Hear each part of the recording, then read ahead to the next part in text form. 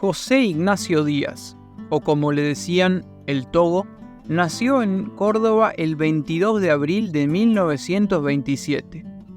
Hijo de José Ignacio y de Susana, cursó sus estudios en el Colegio Montserrat y finalmente se recibió en la Universidad Nacional de Córdoba.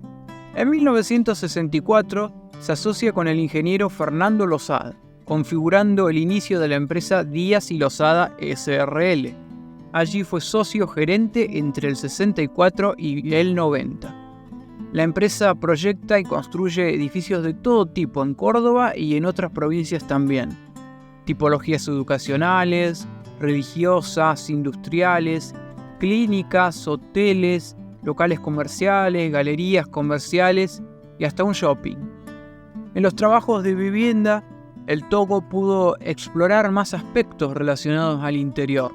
Allí explotó el trabajo de la luz, los espacios y la materialidad en un conjunto, inspirado en maestros como Wright o Kahn. Él le da un gran valor al espacio interior, que queda clarito en su gusto, no solo del espacio, sino del diseño, hasta de los radiadores de calefacción, los pequeños adornos. O sea, esa es la arquitectura que a mí me gusta, la arquitectura integral.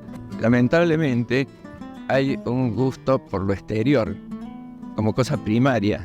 Por ahí he tenido que pelear para imponer mis ideas, convenciendo a la gente que primero trae una fachada. En cuanto a los edificios, él sostenía que en Córdoba, allá por los años 60, ya había una trayectoria muy interesante de casas de ladrillo a la vista, pero nunca un edificio. Un día incluso le llegó a preguntar el arquitecto Horacio Beretta, le consultó: ¿y por qué no haces un edificio de ladrillo también? Luego de pensarlo, empezó a probar, a encontrar otras formas, a buscar juegos volumétricos, pliegues, y a partir de ahí no paró más.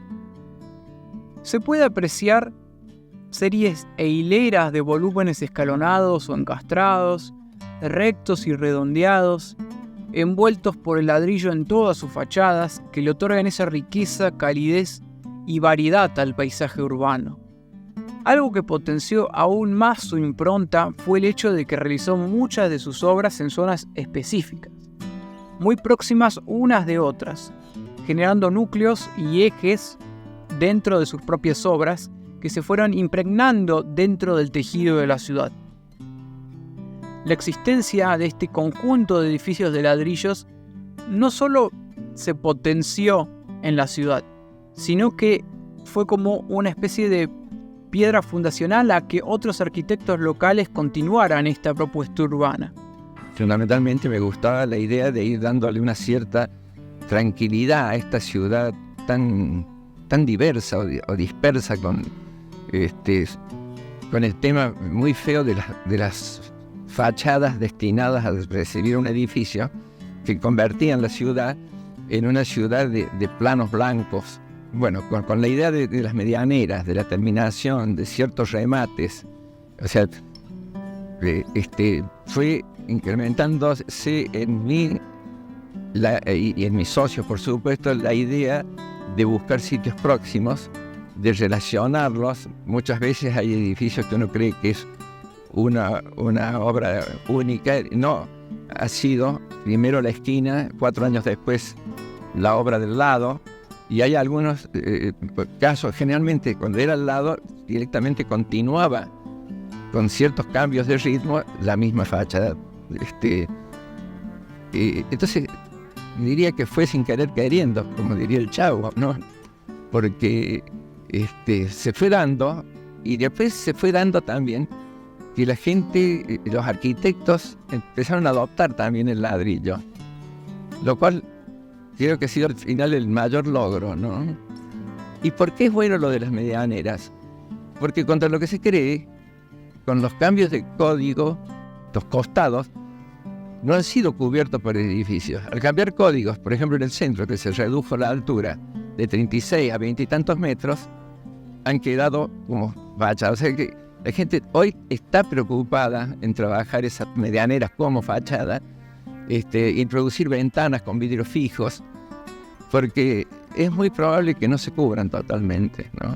Y le da una facilidad al arquitecto que va a trabajar al lado de poder hacer retiros, de mover con más libertad su arquitectura. En mi empresa finalmente fue un rédito de publicidad, gastar en cosas que aparentemente eran costosas, como terminar una medianera es más costoso que revocarla, sin ninguna duda. Pero empezó a crear la idea de volúmenes de ladrillo. Y lo otro, el detalle. Yo estoy con la tan conocida frase de que Dios está en los detalles, ¿no es cierto? Tenía un gran respeto por las terminaciones, de la cual también Wright es un gran ejemplo, ¿no? Del estudio de la pequeña cosa, hasta a veces del jarroncito que iba a ir en un lugar determinado.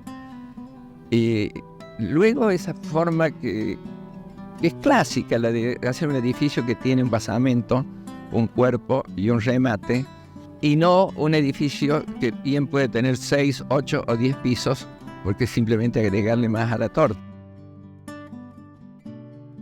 Entonces, ese gusto por el detalle, que en las viviendas lo aplico muchísimo también, me fue llevando a hacer esta cosa de sumar y quizás de armonizar, pero a la vez manteniendo la individualidad. Es decir, sería muy monótona una ciudad donde solo se tratara de repetir las fórmulas vecinas, ¿no es cierto? En los últimos años la gente pudo conocer su otra pasión de toda la vida, la pintura, en la que también llegó a hacer exposiciones y demás. En el secundario, un maestro Vargas nos enseñaba básicamente a acuarelar. En el Montserrat, un profesor de dibujo, excelente pintor, un surrealista increíble que era Coutaret. Finalmente falleció en Córdoba el 31 de enero de 2009.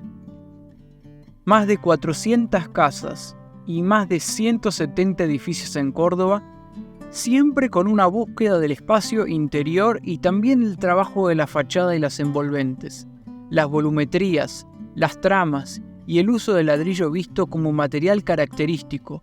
No solo le dio una identidad a su arquitectura, sino que se la dio a toda la ciudad de Córdoba, dejando un legado que perdura hasta nuestros días.